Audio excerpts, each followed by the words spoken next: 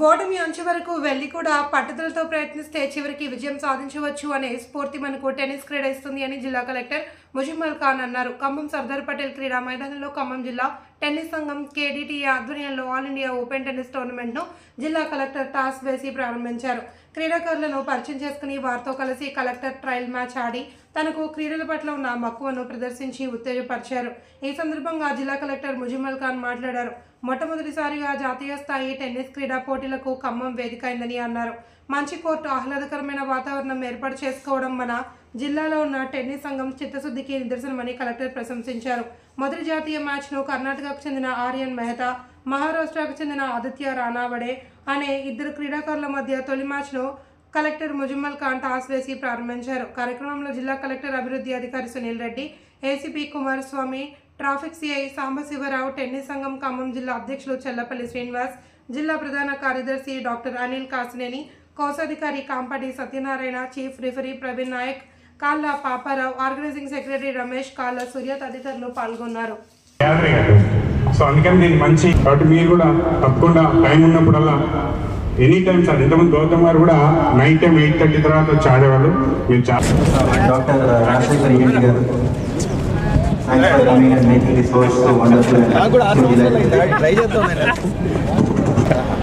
Racket ఇప్పుడు entry ఎంత అవుతుంది? అప్పుడే 6,000-7,000 ఉంది. అవును సార్.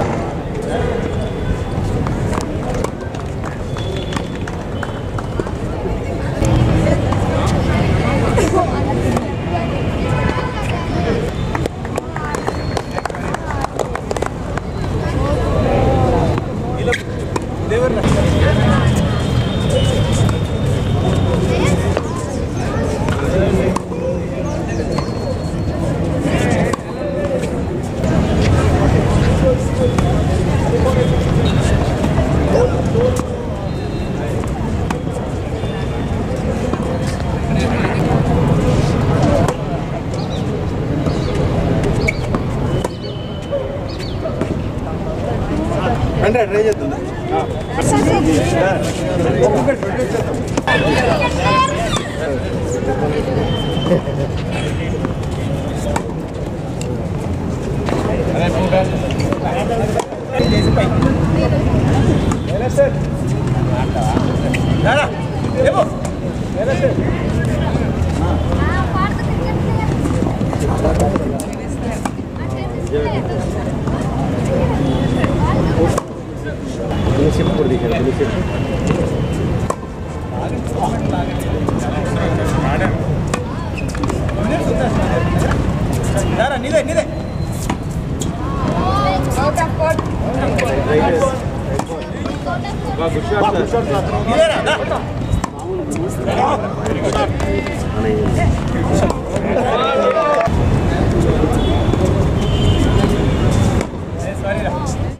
చక్కటి ఆట, బాడీ డ్యామేజ్ చేయకుండా ఫిజికల్ ఫిట్నెస్ మెయింటైన్ చేస్తూ మెంటల్ స్టెబిలిటీని మెయింటైన్ చేస్తూ ప్రోత్సహించే ఆట ఇది ఒకటి.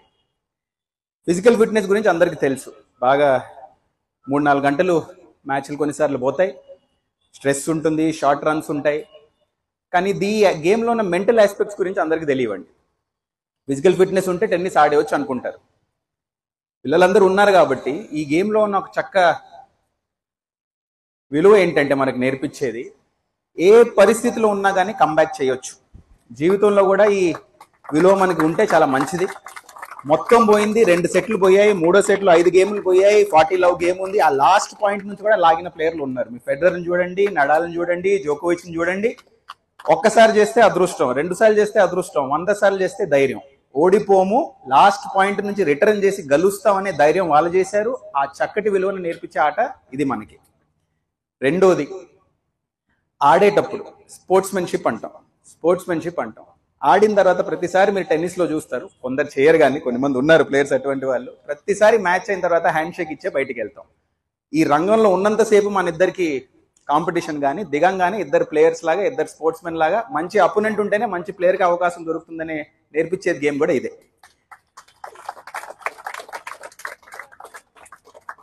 ఇంకా మూడోది, ఈ గేమ్ మనకి ప్రతిసారి ఫేర్నెస్ అనేదండి. ఎప్పుడైనా చూసుంటారు, బాల్ పోయేటప్పుడు నెట్కి తాగుతుంది, నెట్కి తాగి పాయింట్ అయితే వస్తుంది, కానీ సారీ అంటాం.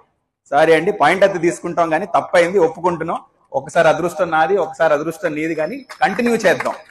కొట్లాటలు పెట్టుకోం క్రికెట్ లో పెట్టినట్టు, నా బాల్ నువ్వు కొట్టేసావు, నువ్వు తీసుకొని రా, నా స్టంప్ పోయే, నాట్ అవుట్ అని అంపైర్ పైన గొడవలు అదేవో ఉండవు. పడితే పడింది, డ్రాప్ షాట్ అంటాం, తీసుకుంటాం, పోతే పోయింది, నెక్స్ట్ టైం నాలోకి ఉంటుంది, మళ్ళీ కంటిన్యూ చేద్దాం, విల్ కీప్ గోయింగ్ హెడ్ అనేది.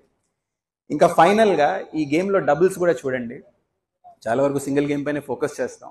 ఇంత మంచి సినర్జీ ఇద్దరు ప్లేయర్స్ మధ్యలో ఉన్న డబుల్స్ లో ఇది ఏకైక గేమ్ అండి. ఒక్కసారి సర్వ్ చేస్తే ఇంకోవాడు కూడా స్ట్రాంగ్ ఉండాలి, ఒక్కడు వెనకాల నుంచి కొడితే ఒకడు వాలీ చేయాలి, ఒక్కడు ముందు పరిగెత్తే కమ్యూనికేషన్ ఉండాలి, చెప్పుకోవడానికి కూడా సమయం ఉండదు, ఒకరినొకరిని అర్థం చేసుకుంటూ ముందుకు వెళ్ళాలి. అంటే నిజంగా ఒక పార్ట్నర్షిప్ ని మనం ఫార్వర్డ్ చేయాలంటే ఇది ఒక చక్క ఆట, అది కూడా మన జీవితంలో పెట్టుకోవాల్సిన ఒక మంచి విలువ. ఇప్పుడు ఇవన్నీ మంచి మాటలు అయితే, రెండో వైపు నుంచి చిన్నప్పటి నుంచి ఆలోచిస్తున్నాం, చూసేవాళ్ళం. వీళ్ళు కూడా వచ్చి 25 సంవత్సరాలు అవుతుంది ఇప్పుడు. ఫెడరర్, నడాల్, అంతే కదా, 2002 నుంచి నామినేషన్ ఉన్నట్టుంది, ఎర్లీ 2000 నుంచి ఫెడరర్, నడాల్, జోకోవిచ్, దాని ముందు పీట్ శాంప్రస్, ఆండ్రియా గాసి, ఇవన్నీ చూస్తుంటే 35 ఇయర్స్ ఇప్పుడు కొత్తగా వచ్చిన టేలర్ అని ఒకడు ఉన్నాడు, సిన్నర్ అని ఒకడు ఉన్నాడు, అల్కరాజ్ అని ఒకడు ఉన్నారు, వీళ్ళంతా చాలా మంది ప్లేయర్స్ ఉన్నారు. కానీ చిన్నప్పటి నుంచి మేము ఆలోచించే వాళ్ళం, మాకు లియాండర్ పేస్ తప్ప, సానియా మిర్జా తప్ప ఇంకా వేరే వాళ్ళు ఎందుకు రాలేపోయారు, మా వాళ్ళు ఎందుకు ఆ పోడియం ఎక్కరు, ప్రతిసారి టోర్నమెంట్లు, గ్రాండ్ స్లామ్లు చూసినా, మాస్టర్స్ చూసినా మా వాళ్ళు ఎందుకు దొరకరు, ఇంత జనాభా ఉంది, ఇంత ఇంట్రెస్ట్ ఉంది టెన్నిస్ లో, ఎక్కడ వెనక పడుతున్నాం అనే ఆలోచన చిన్నప్పటి నుంచి ఉండేది. అంటే మనం ఆడలేకనా, వచ్చారు రామ్నాథన్ కృష్ణన్ గారు ఉన్నారు, పేస్ వచ్చారు, మిర్జా వచ్చారు, చాలా మంది, బోపన్న గారు మొన్నటి వరకు ఆడుతున్నారు, స్కిల్ ఉంది, ఎందుకు ట్రాన్స్లేట్ అవ్వట్లేదు, ఎందుకు మన పిల్లలు ముందుకెళ్ళి ఆడలేకపోతున్నారు? మనం ఇన్ఫ్రాస్ట్రక్చర్ అర్లీ ఇవ్వలేకనా, లేకపోతే సైకలాజికల్ కండిషనింగ్ చేయకనా, లేకపోతే కరెక్ట్ మంచి స్కిల్ ఉన్న వాళ్ళు ముందుకు వస్తే వాళ్ళని మనం ఆపర్చునిటీ ముందు పంపించలేకపోతున్నామా, లేకపోతే ఇంత జనాభా ఇంత ఇంట్రెస్ట్ పెట్టుకొని ఎందుకు ముందుకు రావట్లేదు అనేది మనం కూడా చర్చ పెట్టుకోవాలి. మనం మాట ఇచ్చుకోవాల్సింది ఏంటంటే అండి, మన దేశంలో క్షమత ఉన్నప్పుడు, నిపుణ ఉన్నప్పుడు అది రిజల్ట్స్లోకి ఎందుకు ట్రాన్స్లేట్ చేయలేకపోతున్నాం అనే చర్చ మనం ఖచ్చితంగా పెట్టుకోవాలి. It is not enough to have ability అంటాం, అవకాశం దొరకాలి, అవకాశం దొరికిన తర్వాత కొంచెం అదృష్టం ఉండాలి, 3 కలుపుకొని మనం ముందుకు వెళ్తాం. మనమంతా కూడా అధికారుల్లాగా, కోచ్ల్లాగా, గేమ్ గురించి మంచి ఆలోచన పెట్టే వెల్విషర్స్ లాగా మనమందరూ ఏం చేయాలని కూడా మనం ఆలోచించాలి. ప్రోత్సహిస్తే 5-6 సంవత్సరాలకు మనం మొదలు పెట్టాలి, 20 సంవత్సరాలు ఆదుకోవాలి. దాని తర్వాత ఆ చర్చ ఇప్పుడు మొదలవుతుంది. స్పోర్ట్స్ పైన మళ్ళీ కూడా మనం ఇంట్రెస్ట్ పెడుతున్నాం, టాప్స్ ఇటువంటి స్కీమ్లు వస్తున్నాయి మన దగ్గర. కానీ ఖచ్చితంగా మనం మాట ఇచ్చుకోవాల్సింది ఏంటంటే, నిజంగా ఇండియా ఒక సూపర్ పవర్ అవ్వబోతుంటే ఆర్థికంగా ఒకటే అయితే సరిపోదండి, అన్ని రంగాల్లో ముందుకు రావాలి. ఆ అన్ని రంగాల్లో ముందుకు రావాలంటే స్పోర్ట్స్ కూడా అతి కీలకమైన అంశం. పిల్లలు ఉన్నారు కాబట్టి మీరంతా ఒక మాట నేర్చుకోవాలరా, మన పెద్దలు అనేవారు ఇది. ఇంట్లో 4 గదులు ఉన్నాయనుకోండి, ఒకటి శరీరం, ఒకటి మనశ్శాంతి, ఒకటి మీ కుటుంబంతో, ఒకటి దైవంతో. ఈ ఇంట్లో ఉన్న 4 గదులు కూడా మీరు తిరగకపోతే నిజంగా మీ ఇంట్లో మీరు జీవించినట్టు కాదు, మీ ఇంట్లో మీరు బాగుపడినట్టు కాదు. ఒకే గదిలో ఉంటాను, నేను ఒకటే చేస్తానంటే సరిపోదు, 4 కూడా బ్యాలెన్స్ చేసుకుంటూ ముందుకు పోతేనే నిజంగా ఒక వెల్ రౌండెడ్ ఇండివిజువల్ అవుతారు, నిజంగా మీరు ఎదగడానికి ఒక అవకాశం ఉంటుంది. ఖచ్చితంగా ఇంత యంగ్ ఎంతూజియాస్టిక్ ప్లేయర్స్ కనిపిస్తున్నారు, సమయం గడుస్తూ పోతుంది. కొన్ని సంవత్సరాల ముందు మేము కూడా అలాగే కూర్చొని వినేవాళ్ళం, మా కోచ్ గారు మా గ్రిప్ కరెక్ట్ చేసేవాళ్ళు, నెట్టింగ్, గట్టింగ్ ఇవన్నీ చేసి పరిగెత్తించేవారు, రౌండ్స్ చేసేవాళ్ళు. మా కోచ్లను కూడా నేను ఈరోజు గుర్తుపెట్టుకుంటున్నానండి, వాళ్ళకు కూడా ఈ వేదిక ద్వారా ధన్యవాదాలు చెప్తున్నాను. ఇంత చక్కటి ఆట మాకు నేర్పించినందుకు మరొకసారి అవకాశం ఇచ్చిన వేదిక పైన ఉన్న పెద్దలందరికీ, సభలో ఉన్న పెద్దలందరికీ, మా పిల్లలందరికీ ధన్యవాదం అండి. Thank you.